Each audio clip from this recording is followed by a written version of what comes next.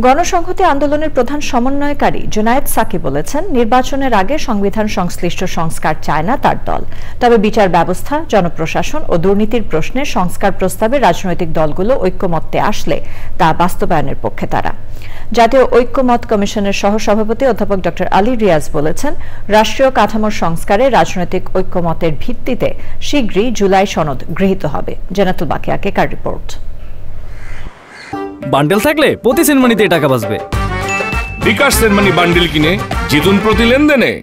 রাষ্ট্রীয় কাঠামো সংস্কারে রাজনৈতিক দলগুলোর সাথে মতবিনিময়ের ধারাবাহিকতায় রোববার জাতীয় ঐক্যমত কমিশনের সাথে গণসংহতি আন্দোলনের বৈঠক।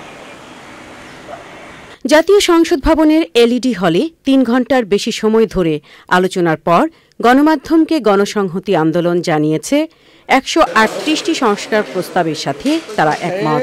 আমরা দেখতে পাচ্ছি ১৫ই জুলাইয়ের মধ্যেই মোটামুটিভাবে সর্বসম্মত এবং দ্বিমত এই বিষয়টা নির্ধারিত হয়ে যাচ্ছে।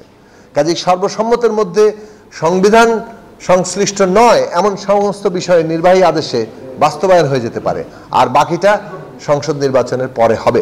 কাজেই সংবিধানের বিষয়।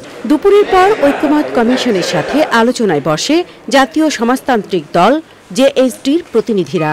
বিদ্যমান বন্দোবস্তে নতুন রাষ্ট্রীয় কাঠামো নির্মাণ সম্ভব নয় বলে জানান তারা। পুনর্বিন্যাস করা ছাড়া আর আমরা যদি নতুন একটি ক্ষমতায়নের যে রাজনৈতিক বন্দোবস্তের কথা আমরা বলছি অনেকেই, সেটির দিকে যেতে চাই, তাহলে পুরনো ব্যবস্থায় ফিরে আসবার সম্ভাবনা থাকবে।